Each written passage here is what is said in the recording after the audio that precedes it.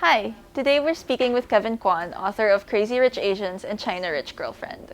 So, Kevin, we all know that you grew up in Singapore, but you moved to the States when you were 11. Can you tell us more about your childhood in Singapore? We grew up in a large house in the sort of estates section of Singapore. It was very safe. It was very idyllic. Yeah. And 95% of the population didn't live that way. Like I'd never even been into a high-rise building. All my friends lived in houses, things like, so these things I was very detached from. I was in a bubble as a child. So it was only after I left that I realized, oh, it was normal and yet it was abnormal in a way, Okay. that I got to see what I saw and experience Yeah. the things I did and, Yeah, I can. things like that, and sort of be in places where I could, like we'd go to dinner and the prime minister would be there or things like that. Like as a kid, you don't really realize what's happening and how important some people are that you're related to maybe. But then only after you leave or when you're older do you realize, oh wow, it was special. It was kind of privileged in a way. So, you mentioned in the universe of your books that the only acceptable majors to take up in college are medicine or law. Can you tell us about how your parents reacted when you told them that you were going to take up creative writing? I had I was lucky in that my parents were very different from a lot of other parents of their generation. They really didn't place much of a pressure and expectation of what their kids should be doing.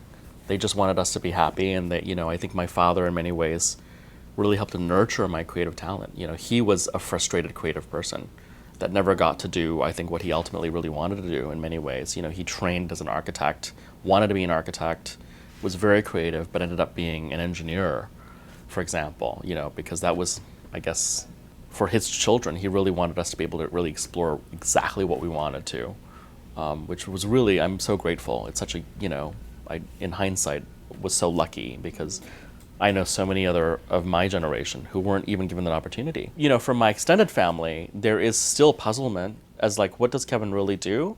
Kevin's been unemployed for the last 20 years, you know what I mean? And even now, like I've written a book, there's no recognition, they don't get it.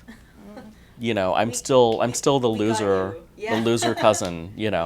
Can you tell us more about the generation gap between the older and younger generations of Asians? I think there's a huge, not just a generation, culture gap and understanding gap. And I think it's even more pronounced in China these days, because at least in Singapore and Hong Kong, in the Philippines, there's a basis. People sort of understand each other a little more. We've all had different degrees of the same education.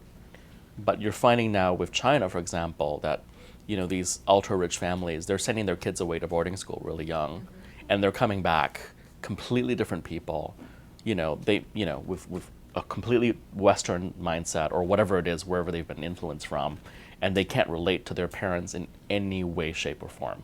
And that's what you're seeing with characters like Carlton and Colette, Their parents are still extremely traditional mainland Chinese, and they have these British kids that are posh, that went to boarding schools and have a totally different idea of what life should be about.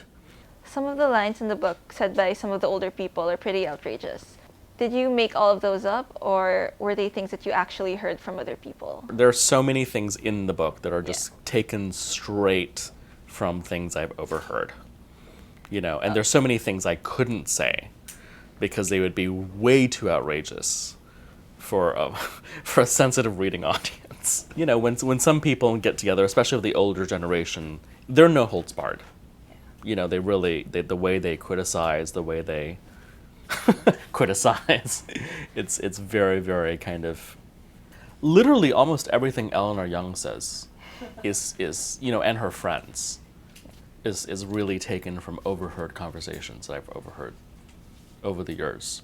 So the Bible study chapter in the first book, and then, when they travel to Shenzhen and stuff like that, and even in the new book, when they're together in London, I know there's less of Eleanor and her friends there, but those are literally, I've been a fly on the wall to those conversations. And, the way they talk about Nick's girlfriend, for example, when they first meet her, they're like, oh, she's too flat-chested, things like that, it's so interesting.